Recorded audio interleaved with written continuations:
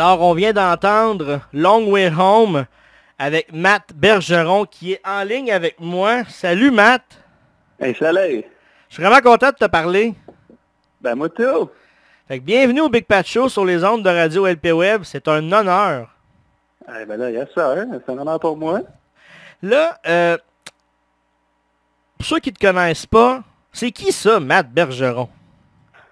Matt Bergeron, c'est un gars qui écrit des tunes, qui reste dans l'Ouest depuis 20 ans, puis qui décide à sortir du stock en français, puis lancer ça au grand public. C'est un plaisir de t'accueillir ici ce soir. Parce que toi, je sais que tu es un amateur de guitare depuis plus de 20 ans, si c'est pas plus. Et étant jeune, c'est qui que tu as vu jouer puis tu t'es dit, ah, moi aussi je veux faire la même chose? Écoute, c'est un peu atypique mon parcours, là, mais je faisais du rap. Fait que j'écrivais des paroles. Puis à un moment donné, je me suis dit, je vais commencer à jouer de la guitare. Puis là, je suis capable de faire mes beats moi-même. Finalement, c'est vraiment dur, la guitare.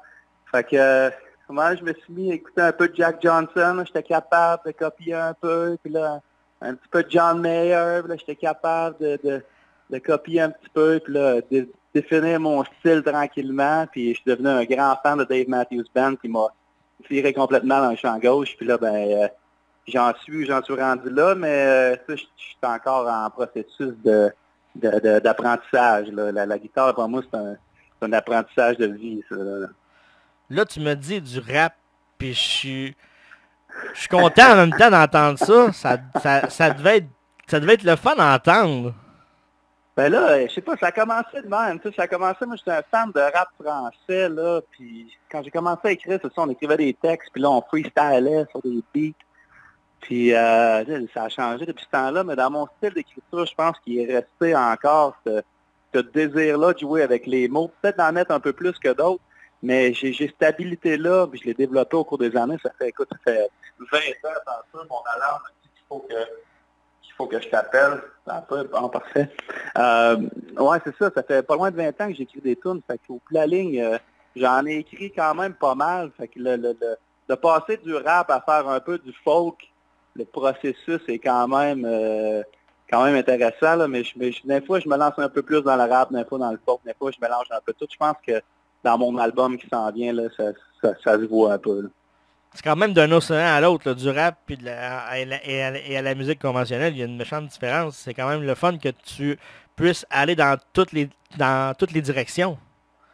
Ben, des fois, le monde, il me demande, c'est quoi ton style musical? Et je suis pas sûr parce que j'ai tendance à écrire une tune qui va être un peu blues, une tune qui va être un petit peu plus à caractère un petit peu hip-hop, une tune qui s'en va un petit peu plus dans le rock, une tune qui est vraiment folk, une tune d'amour strip down quasiment a cappella. Fait que je me promène un peu d'un style à l'autre. Là, récemment, tu as sorti ton premier EP, Tracer son chemin. Je veux savoir, ceux qui n'ont pas entendu ça ou qui ne te connaissent pas tout court, on peut s'attendre à quoi de cette œuvre-là, Tracer son chemin? Ben là, en fait, c'est pas sorti encore, Pat. Là. Ça sort lundi. Ça sort le 12. Longtemps en direct. Ça sort lundi. J'ai bien hâte. Ça fait depuis le mois de janvier qu'on a fini. Écoute, tracer son chemin, c'était ma quête de passer un peu du côté là, amateur avec ma musique, puis d'amener ça d'un côté un petit peu plus professionnel. Puis je pense que j'y suis arrivé, puis j'ai bien hâte que tout le monde puisse l'écouter. Donc lundi, là, dans toutes les plateformes, là, c'est pour tout le monde. Mes notes n'étaient pas bonnes, effectivement, on est en avance. On était supposé de faire l'entrevue, pas cette semaine. Oui, on va partager ça sur les réseaux. Là. J'ai très hâte d'entendre ça. J'ai hâte d'écouter ça. Je veux savoir, là, c'est sûr qu'on ne les connaît pas tous encore, mais y a-t-il une chanson pour toi qui est plus personnelle? Ah ben oui, je pense que la chanson titre, là, Tracer son chemin, c'est la chanson qui est un... En fait, non, c'est pas vrai. Il y a 4 chansons sur le EP.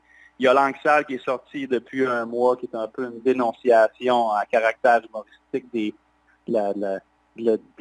que la société a développé avec les réseaux sociaux. Il y a la deuxième chanson, qui est la chanson titre de l'album, qui s'appelle Tracer son chemin. C'est un petit peu plus personnel, en effet. C'est un peu ma quête, la quête de l'homme. C'est partir à l'aventure et essayer de se trouver. Après ça, on a Au bord des larmes, qui est un peu une histoire qui a été conçue un peu de toute pièce, si tu veux, puis que j'ai transformé au cours de la production pour la rendre un peu plus accessible à tout le monde. Puis, pour répondre à ta question, je pense que c'est L'Imposteur qui était la chanson qui est le plus personnelle. C'est la toune qui m'a dit, OK, tu as le droit de faire ça. C'est correct d'avoir la confiance, d'avancer, de montrer cette confiance-là, pas comme de l'arrogance, mais plus comme le vouloir de foncer puis de réaliser ses rêves. Parce que sans confiance, au bout de la ligne, on va pas nulle part. Fait que le syndrome de l'imposteur, on l'a tout à un certain temps.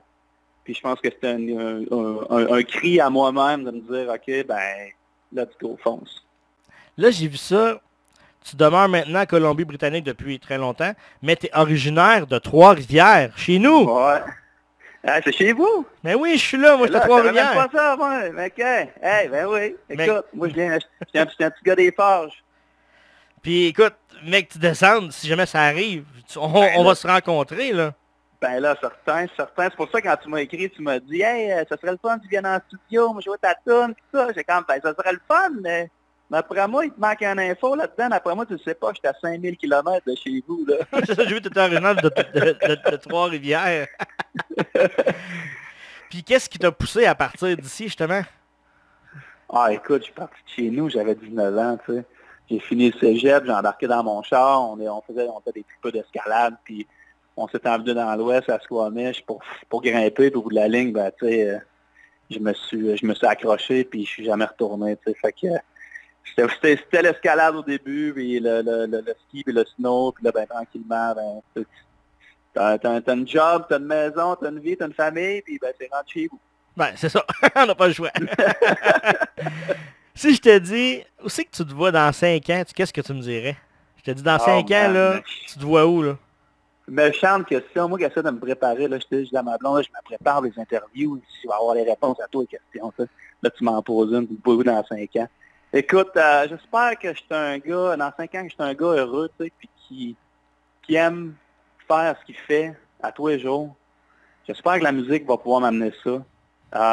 J'espère que je suis en santé, puis que je suis bien entouré de monde qui m'aime, puis que j'aime le monde qui m'entoure. Ça, je pense que c'est la meilleure réponse que je peux te donner.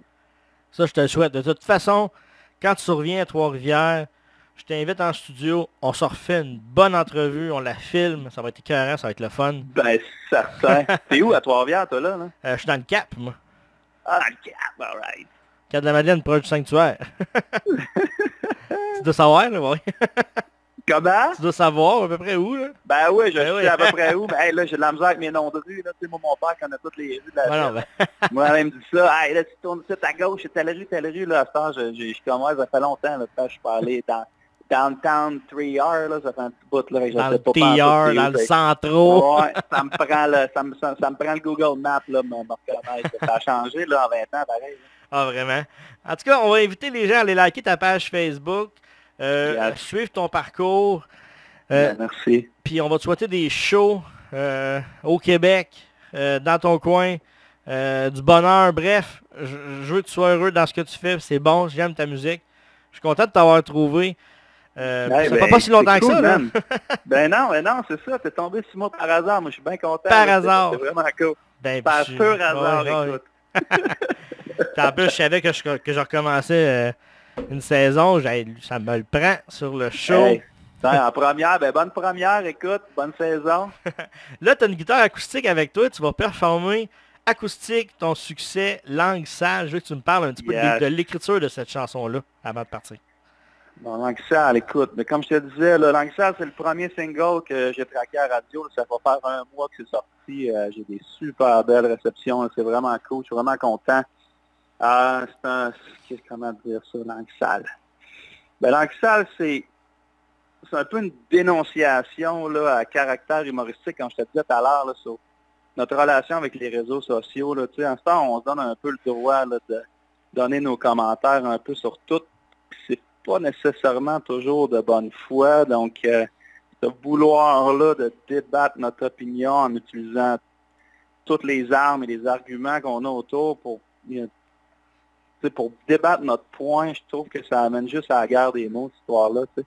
Ça m'amuse de regarder les commentaires, je t'avoue, là, mais J'essaie de ne pas y participer puis de ne pas mettre de l'essence sur le feu. Là. Mais c'est ça l'anxiété en fait. Puis si je me cite là, à la fin de mon deuxième couplet, là, ça dit, à force de croire ce qu'on voit, à force de vouloir plaire, à force d'écrire ce qu'on croit des milliards de bouteilles à la mer, c'est un peu comme si nos commentaires étaient des messages là, qu'on mettait dans des bouteilles, qu'on jetait à l'eau, puis qu'on espérait que ça se rende à bon port. Là, un peu espérer de se faire entendre, puis à un moment donné, ben, on a le droit de garder notre opinion. On a le droit de la donner, je te dis pas qu'on a pas le droit.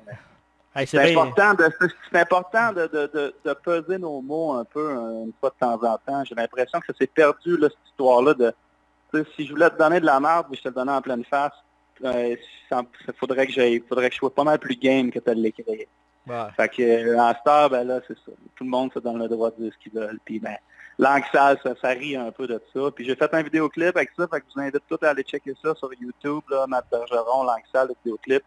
C'est super. Je m'occupe de partager ça. Merci beaucoup. On va aller écouter ta version acoustique que tu nous as enregistrée pour l'anxiété. Hey, merci, Matt. Hey, au plaisir. N'importe quand, tu m'appelles, puis je descends, quoi. Bye-bye. Salut. Salut.